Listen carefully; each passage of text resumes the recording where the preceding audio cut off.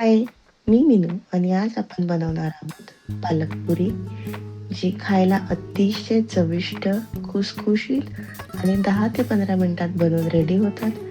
लहान मुलांना अशा पद्धतीने पालक दिली तर ते सुद्धा आवडीने खातील. आणि तुम्हाला जर माझे व्हिडिओज आवडत असतील, माझ्या चॅनलला लाईक, शेअर, सबस्क्राईब नक्की करा. मी इथे कढईमध्ये पाणी गरम करून घेतलेलं आहे. त्यामध्ये मी 20 ते 25 पालकाची पानं टाकून त्यामध्ये अर्धा चमचा साखर आणि अर्धा चमचा मीठ टाकून यांना 2 मिनिटं बॉईल करून घेते आहे. त्यानंतर मी इथे पालकामधलं पाणी काढून घेते आहे. पालक थंड झाल्यानंतर मी हे एका मिक्सरच्या भांड्यामध्ये काढून घेते आहे. तसेच त्याच्यामध्ये मी कोथिंबीर, 3 ते 4 हिरवी मिरची, 5 ते 6 लसणाच्या पाकळ्या आणि थोडासा आल्याचा तुकडा घालून यांना मिक्सरमधून व्यवस्थित वाटून घेते आहे.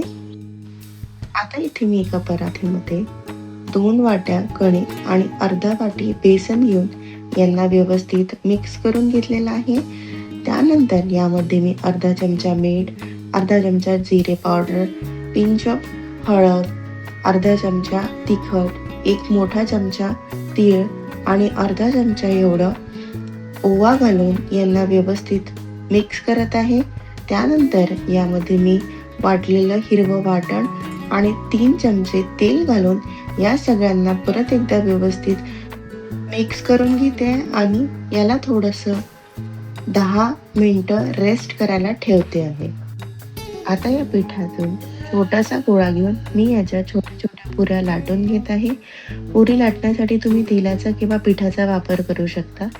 आता इथे मी एक एक करून सगळ्या पुरी लाटून घेत आहे. त्यानंतर इथे मी कढईमध्ये तेल गरम करायला ठेवलेलं आहे आणि पुरी तेलामध्ये टाकताच रिझल्ट तुमच्या समोर आहे. किती टम्म फुलून आपल्या पुरी बाहेर येत आहेत.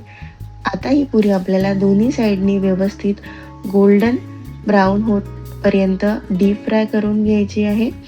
तुम्ही इथे बघू शकता आपली ही पण पुरी एकदम छान फुलून बाहेर आलेली आहे. अशा रीतीने आपल्या पालक पुऱ्या इथे रेडी झालेल्या आहेत, ज्या 10 ते 15 मिनिटात बनतात पण खायला इतक्या चविष्ट लागतात की सगळे आनंदाने खातील. तर तुम्ही ही रेसिपी एकदा नक्की ट्राय करा. थँक्यू.